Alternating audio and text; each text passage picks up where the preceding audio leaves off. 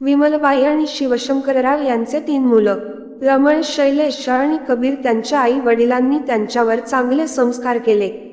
पाहता पाहता मुलं मोठे झाले. मोठा मुलगा रमण नोकरीला लागला. त्याच्या पाठोपाठ 2 मुले शैलेश आणि कबीर इंजिनियर झाले. त्यांचे लग्न झाले. शैलेश आणि कबीर त्यांच्या बायको सोबत नोकरीसाठी परदेशात राहत होते आणि मोठा मुलगा इथेच नोकरी करत होता. त्याच्याजवळ आई वडील राहत होते. एक दिवस रमणच्या घरी त्याचा 2 नंबरचा भाऊ आला. त्याने डोरबेल वाजवली. रमणच्या बायकोने शालूने दरवाजा उघडला तर पुढे तिचा दीर शैलेश आणि त्याची बायको होती. अरे शैलेश भाऊजी, तुम्ही इतक्या सकाळी सकाळी फोन पण नाही केला, सगळं व्यवस्थित आहे ना? तर शैलेश म्हणाला, अरे वहिनी, हे माझं पण घर आहे, मी कधी पण येऊ शकतो, माझी मर्जी. शैलेश रुबाबात बोलला. रमण बायको शालू सुद्धा त्यांना पाहून गोंधळून गेली होती. कारण जो दीर कितीतरी महिन्यापासून घरी आला नव्हता, तो अचानक सकाळी सकाळी बायकोला घेऊन आला होता आणि त्यात किती रुबाबात बोलत होता. शालू त्यांना म्हणाली, अरे भाऊजी, तुम्ही बसा, मी चहा पाणी घेऊन आले.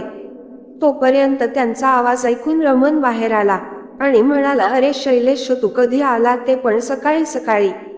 अरे दादा, आम्ही आलो म्हणून तुम्हाला त्रास होतोय का काय? शेवटी हे माझं पण घर आहे, माझा पण हक्क आहे या घरावर. शैलेश बोलला आणि त्याच्या बायकोकडे पाहिले. शैलेशच्या बायकोने काहीतरी इशारा केला. तेवढ्यात शालू बाहेर चहा पाणी घेऊन आली होती आणि दरवाजावरची बेल परत वाजली.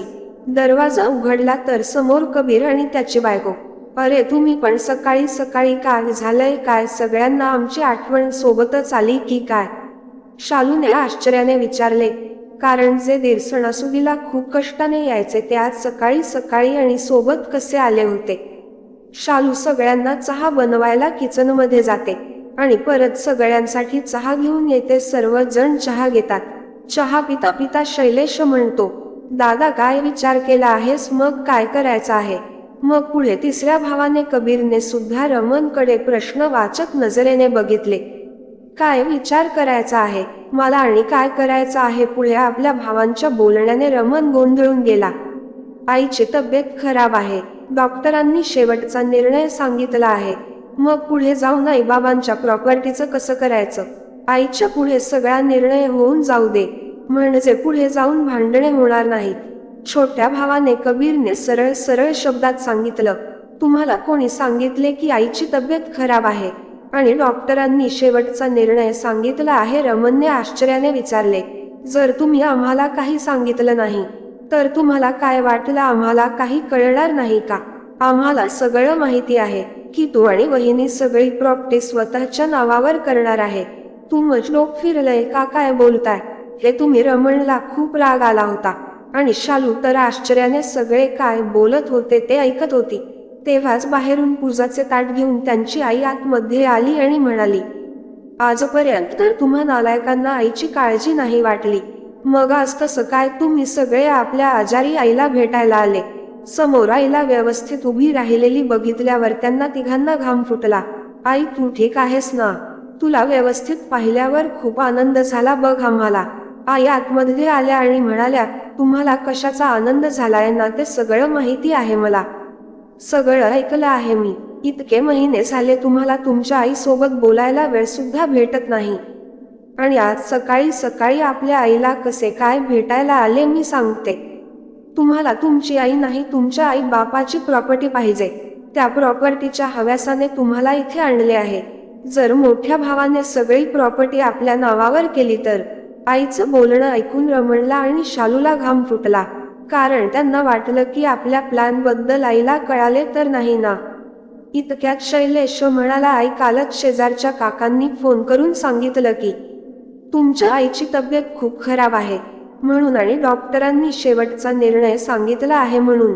त्यांचं बोलणं ऐकून आई गालात हसली आणि काही बोलणार तोच शालू म्हणाली, अरे हो, मी आईला परवा चेकअपसाठी दवाखान्यात घेऊन गेले होते. परवा आई बाथरूम मधून बाहेर निघत होत्या तेव्हा आईचा पाय घसरला आणि पडता पडता वाचल्या. आईच्या पायाला थोडी जखम झाली, त्यामुळे आईला नीट चालता येत नव्हते. तेव्हा मी त्यांना दवाखान्यात खुर्चीवर बसवून त्यांचे औषध आणायला गेले. तेव्हा तिथे काका डॉक्टरांकडे आले होते तर त्यांना आई दिसल्या. आईला नीट चालता येत नव्हतं तेव्हा त्यांना वाटलं असेल आई खूप आजारी आहे, म्हणून त्यांनी ही अफवा पसरवली असेल की आई खूप आजारी आहे. आई म्हणाल्या, मी जेवढे तुम्हाला नालायक समजत होते त्यापेक्षा तुम्ही कितीतरी नालायक निघालात. आज सुद्धा तुम्ही तुमच्या आजारी आईसाठी नाही आले, तर तिच्या प्रॉपर्टीसाठी आले आहेत. बोलता बोलता आईच्या डोळ्यात पाणी आले होते. आई त्यांच्या खोलीमध्ये गेल्या आणि दरवाजा बंद करून घेतला. त्यांना त्यांच्या नवऱ्याची शिवशंकर रावांची आठवण झाली. त्या भूतकाळात हरवल्या. त्या आपल्या नवऱ्यासोबत खूप खुश होत्या. लग्नानंतर त्यांना 3 मुलं झाली आणि मोठे झाल्यावर दोन्ही मुलं इंजिनियर तर एक मुलगा इथेच नोकरी करत होता. वेळेबरोबर तिघांचे लग्न झाले आणि त्यांची मुलं सुद्धा हळूहळू मोठी होत होती. शिवशंकर राव देखील सरकारी बँकेमध्ये मॅनेजर पदापासून रिटायर झाले होते. रिटायरमेंटच्या पैशातून त्यांनी शहरात वेगवेगळ्या सोसायटीमध्ये 2 फ्लॅट सुद्धा घेतले होते. दोन्ही इंजिनियर मुले नोकरीसाठी परदेशी राहायचे. त्यांच्या सुखी परिवारात शिवशंकर राव आपल्या नातवंडांना सणासुदीला काही ना काही गिफ्ट नक्कीच द्यायचे. हळूहळू त्यांना डोकेदुखीचा खूप त्रास होत होता. त्यांच्या काही टेस्ट केल्यानंतर कळाले की त्यांना ब्रेन ट्यूमर आहे. त्यांचे लगेच ऑपरेशन केले. त्यानंतर त्यांनी अंथरूणच पकडले. त्यांना भेटायला पाहुणेराव यायचे, तेव्हा मोठी सून सरूचे तोंड वाकडे व्हायचे. तिला पाहुण्यांना चहापाणी करायचं सुद्धा कंटाळा येत असे. वडील आजारी असल्याचे ऐकून परदेशात राहणारे दोन्ही मुलं अर्ध्या तासासाठी भेटायला आले आणि लगेच निघून सुद्धा गेले. अंथरूण पकडल्यामुळे त्यांची सगळी दिनचर्या बिघडली होती. रमणला आणि शालूला आता ते ओझं वाटायला लागले होते. त्यांचे पथ्य पाण्यातील जेवण सुद्धा शालू आता बनवत नव्हती. जेव्हा रमणे आणि शालूने शिवशंकर रावांची जबाबदारी झटकली, तेव्हा विमलबाईंनी आपल्या नवऱ्याची जबाबदारी घेतली. त्या स्वतः आपले आणि त्यांच्या आजारी नवऱ्याचे सगळे कामे करायच्या. मोठ्या मुलाच्या आणि सुनेच्या वागण्यामुळे विमलबाईंना आता त्रास होत होता. शिवशंकर रावांच्या उपचाराचा पैसा तर बँकवाल्यांनी सांभाळला होता, पण त्यांचे औषध मागवण्यासाठी विमलबाईंना त्यांच्या मुलावरच अवलंबून राहावं लागायचं. औषध आणायला सुद्धा त्यांचा मुलगा आणि सून कुरबुर करायचे. मुलाचं आणि सुनेच पुसट वागणं शिवशंकररावांना खटकत होत. त्यामुळे त्यांची तब्येत अजून बिघडत चालली होती. त्यांचे बायको विमलबाई त्यांना समजावून थकून गेल्या, पण त्यांच्या मनाला खूप लागलं होतं आणि याच्यातच एक दिवस ते स्वर्गवासी झाले. परदेशी राहणारे 2 मुलं 10-12 दिवस आले आणि आपल्या वडिलांचा कार्यक्रम करून निघून गेले सुद्धा. विमलबाई आपल्या मोठ्या लेकाजवळ रमण आणि शालूजवळच राहायला लागल्या, पण त्यांना एका अपराध्यासारखी जाणीव होत होती. मोठी सून शालू त्यांचा राग करायची. शिवशंकररावांनी रिटायरमेंट नंतर जे दुकान खरेदी केले होते त्यावर आता विमलबाई बसायच्या आणि सगळे पैसे आपल्या मुलांना द्यायच्या. पण एक दिवस मोठ्या मुलाची नोकरी गेली. त्यामुळे त्याच्यावर दया दाखवून आईने त्याला दुकान सांभाळायला दिले आणि म्हणाली, आता माझं वय झालं आहे, मी पण थकले आहे, मला आता दुकान सांभाळलं जात नाही. आणि त्या घरात राहूनच मोठ्या सुनेला घरातल्या कामात मदत करायच्या. आता मोठा मुलगा सुद्धा कमवायला लागला होता. एक दिवस विमलबाई म्हणाल्या की मला चारधामच्या यात्रेसाठी जायचं आहे. त्यांची इच्छा जेव्हा मोठ्या शालूला कळाली तेव्हा ती खूप चिडली आणि रमणला म्हणाली, चारधामच्या यात्रेसाठी माहितीये का किती पैसे लागतात? ते आपण तर कुठेच फिरायला जात नाही आणि तुम्ही तुमच्या आईला यात्रेसाठी पाठवणार का? कोणाला कुठे जायची गरज नाही. खरं तर शालूला परदेशी फिरायला जायचे होते, पण प्रदेशात जायला खूप पैसे लागत होते म्हणून रमण नाही म्हणाला होता. आणि त्याच रागात शालू कुठेच फिरायला गेली नव्हती आणि त्याचाच राग आता शालू काढत होती. आपल्या सुनेच्या तोंडून आलेल्या वाक्य ऐकून आई गप्प बसल्या, कारण त्यांच्याच मुलाची बोलती बंद झाली होती. परत कधीतरी जाईन हे मनाला समजावून आई गप्प बसल्या होत्या. आतापर्यंतचा घराचा खर्च विमलबाईच्या दुकानावर होत होता. रमण दुकानावर जे कमवायचा त्याचे पैसे त्याच्या आईला देत होता. ही गोष्ट शालूला खटकत होती. एक दिवस तिने यावर घरात तमाशा घातला. म्हणाली की दुकानाची कमाई पहिली माझ्या हातात येईल, कारण माझा नवरा कमावत आहे आणि नवऱ्याच्या कमाईवर पहिला हक्क त्याच्या बायकोचा असतो. विमलबाईने या बोलण्यावर जास्त विरोध नाही केला, कारण घरसून चालवेल नाही. तर मी एकच गोष्ट आहे, एकाच मुलाच्या आणि सुनेच्या जीवावर ती आयुष्य घालवत होती. घरात फक्त सुख शांती लाभली पाहिजे. आपल्याला फक्त 2 वेळेची भाकरी खाऊन आयुष्य जगायचं हाच विचार विमलबाई करायच्या, पण तेही त्यांच्या नशिबात नव्हतं. 2 वेळेस जेवण सुद्धा त्यांना शांतीत भेटत नव्हते. असं वाटत होतं की त्यांचं घरात राहणं मोठ्या सुनेला खटकत होतं. ती छोट्या छोट्या गोष्टीवरून विमलबाईचा अपमान करायची, टोमणे द्यायची आणि त्यांना नेहमी रागानेच बोलायची. रमण हे सर्व पाहून सुद्धा गप्प बसायचा. इच्छा नसून सुद्धा विमलबाईला त्यांच्यासोबतच राहावं लागत होतं. एक दिवस विमलबाई बाथरूम मध्ये घसरल्या होत्या. मोठ्या कष्टाने सून त्यांना दवाखान्यात चेकअप साठी घेऊन गेली होती. त्यांना त्यांच्या पायाला छोटीशी जखम झाली होती, त्यामुळे त्यांना नीट चालता येत नव्हतं आणि त्यांना सुनेला घर कामात मदत सुद्धा करता येत नव्हती. अगोदर त्या जवळच्या मंदिरात जायच्या आणि तिथेच दिवसभर देवाच्या मंदिरात घालवायच्या, पण आता पायाला लागल्यामुळे त्या 4 दिवसापासून मंदिरात गेल्या नव्हत्या. घरातच त्या एका जागेवर बसायच्या, पण शालूला हे बघवत नव्हतं.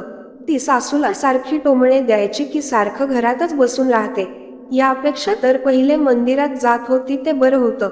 सुखाने श्वास तरी घेत होते. मी घरात पोरांना चांगलं तरी खायला देत होती. आता यांची नजर त्या खाण्यावरच असते. त्या खाण्यातच त्यांचं मन जात असेल. कसं पचेल माझ्या पोरांना? ते हे ऐकून विमलबाईच्या डोळ्यात पाणी आलं. एक दिवस विमलबाई रात्री पाणी पिण्यासाठी किचनमध्ये जात होत्या, तेव्हा शालूचा आवाज त्यांच्या कानावर पडला. शालू रमणला म्हणत होती की तुमच्या आईची राहण्याची सोय दुसरीकडे करा. तुमचे भाऊ तिकडे आनंदात राहतात, त्यांना कसलाच त्रास नाही. आपण काय एकट्याने ठेका घेतलाय का? त्यांना सांभाळायचा ते दोघे सांभाळणार नसतील तर त्यांची दुसरीकडे सोय करा. हे सर्व ऐकल्यावर विमलबाईच्या पायाखालची जमीनच सरकली. दुसरीकडे सोय हे मला कुठे पाठवणार आहेत? मी माझं घर सोडून कुठेच नाही जाणार. रमणचा आवाज येतो की या वयात आईला कुठे पाठवायचं? तर शालू म्हणते कुठे पण पाठवा, पण मला या म्हातारी सोबत नाही राहायचं. मी आता सहन नाही करणार. असेच 2 दिवस निघून जातात. विमलबाईंनी परत रमणचं आणि शालूच बोलणं ऐकलं. विमलबाईंना वृद्धाश्रमात पाठवण्याची तयारी चालू होती. मोठी सुनबाई शालू खूपच घाईत होती. आपल्या सासूबाईपासून सुटका घेण्यासाठी विमलबाईंना हे ऐकून खूप धक्का बसला. त्या आपल्या मुलाला आणि सुनेला काही त्रास देत नव्हत्या, नातवांची सुद्धा काळजी घ्यायच्या आणि सुनेला घरकामात हातभार सुद्धा लावायच्या. अजून छोटी मोठी काम सुद्धा करायच्या, परंतु शालू असे दाखवत होती की सगळं काम तीच करते. विमलबाई विचार करतात की मी घर व दुकान सुद्धा त्यांच्या हवाली केले. अजून काय करायला हवं होतं मी? त्यांना खूप टेन्शन आले होते. काय करावे तेच कळत नव्हतं. एक दिवस त्या त्यांच्या रूममध्ये नवऱ्याच्या फोटोपुढे खूप उदास बसल्या होत्या. मनात खूप काही चाललं होतं. अचानकच त्यांना पलंगाखाली असले पेटी दिसली. ती पेटी पाहून त्यांच्या जीवात जीव आला. त्यांनी हळूच ती पेटी काढली आणि उघडली. त्यामध्ये काही फाईल, घराचे पेपर आणि दुकानाचे पेपर होते, जे विमलबाईंच्या नावावर होते. त्या फाईल्स मिळाल्यानंतर त्यांच्यात एक जोश संचारला. दुसऱ्या दिवशी मंदिराचे कारण सांगून त्या फाईल घेऊन एका वकिलाकडे गेल्या. वकीलने ते पेपर पाहिले आणि ते पेपर पाहिल्यावर म्हणाले, नवऱ्याचे निधन झाल्यानंतर त्यांच्या सगळ्या संपत्तीवर त्यांच्या बायकोचा हक्क असतो आणि इथे तर तुमच्या नावावर घर, दुकान, फ्लॅट्स आहेत. तुम्हाला कोणीच घराबाहेर काढू शकत नाही. कायदा तुमच्या बाजूने आहे. हे ऐकूनच विमलबाईंच्या डोक्यात प्रकाश पडला. डोळ्यात एक प्रकारची चमक आली. त्यांनी वकिलाचा सल्ला घेतला आणि घरी आल्या तर पाहिलं त्यांची 2 मुलं आणि त्यांच्या बायका परदेशावरून घरी आल्या होत्या. विमलबाईंना हे चमत्कारापेक्षा कमी नव्हतं, कारण ते बोलवल्यावर कधीच येत नव्हते आणि आज अचानक 2 मुलं आणि त्यांच्या बायका विमलबाईच्या पुढे होते. जेव्हा त्यांनी त्यांच्या मुलांच्या गप्पा ऐकल्या होत्या तेव्हाच त्यांना समजायला वेळ नाही लागला की हा चमत्कार झाला कसा. विमलबाई भूतकाळातून बाहेर आल्या आणि त्या रूमच्या बाहेर येऊन 3 मुलं आणि त्यांच्या बायकांपाशी आल्या. 2 मुलांनी आईच्या काळजीचा देखावा केला आणि म्हणाले, तू ऐकलं आहेस तर बोल, काय विचार केला तू? हे बघ आई, आता तुझेही वय झाले आहे, जिवंत आहेस तोपर्यंत आम्हाला वाटणी करून दे. आमच्या तिघांना बरोबर हिस्सा करून दे, तेव्हा आम्ही आनंदित राहू. हे ऐकून विमलबाई बोलल्या, हे बघ बाळा, तुमच्या दोघांसोबत तर मी नंतर बोलते. पहिलं माझ्या मोठ्या लाडक्या मुलाबरोबर आणि मोठ्या सुने बरोबर बोलते. हा तर काय म्हणाली होती तू शालू? तू मला आता या घरात सहन करू शकत नाही. आपण सगळे एका घरात राहू शकत नाही. माझ्यापासून तुला खूप त्रास होतो. परंतु काय सांगू तुम्हालाच नाही, मला पण खूप त्रास होतो. खरंच हे घर खूप छोटं पडतं, पण मी एक उपाय शोधला आहे. म्हणजे आपण सगळे खुश राहू. विमलबाईंनी सगळ्या फाईल्स वाचून दाखवल्या. तेव्हा तिन्ही मुलांच्या आणि त्यांच्या बायकांच्या पायाखालची जमीनच सरकली. या घराची, दुकानाची आणि दोन्ही फ्लॅटची मी मालकीण आहे. आणि सुनबाई, तुम्ही दोघे या घरात राहू शकत नाही. कुठेतरी जाऊन मोठे घर घ्या, म्हणजे तुम्हाला माझ्यापासून त्रास होणार नाही. आणि हे घर सोडून मी कुठे जाणार नाही. अजून एक, तुम्हाला या घरासोबतच ही दुकान सुद्धा सोडून जावे लागेल, ऐकलं का? रमण, आता तू नवीन नोकरी शोध. तुझ्या जागेवर मी एका मुलाला दुकानावर कामावर ठेवले आहे, जो दुकानाचे सगळं काम बघेल. विमलबाईंचे साहस आणि हिंमत पाहून तिन्ही मुलांना आणि त्यांच्या बायकांना धक्का बसला. ते आईकडे डोळे मोठे करून पाहत होते. त्यांना ही गोष्ट माहीत नव्हती की त्यांची आई त्यांना घराबाहेर काढेल. त्यांना त्यांच्या कानावर विश्वास बसत नव्हता. तेव्हा रमण म्हणाला, आई, तुला माहिती आहे का तू काय बोलतेस? आम्ही दोघांनी तुझी किती सेवा केली आहे आणि आम्हा दोघांनाच घराबाहेर काढते आहे.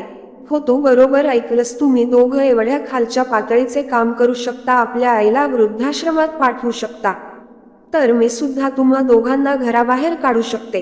आई, असं कसं करू शकतेस? आपल्याच मुलाला आणि सुनेला घराबाहेर काढतेस, लोक काय म्हणतील?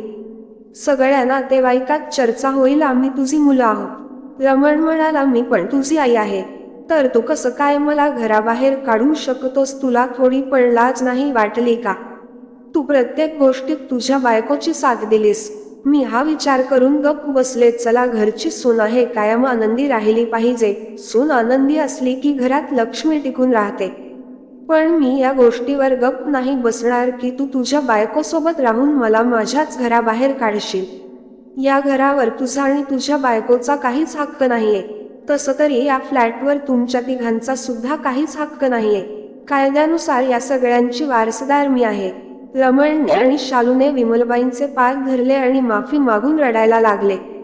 पण विमलबाईंनी त्यांचं काहीच ऐकलं नाही.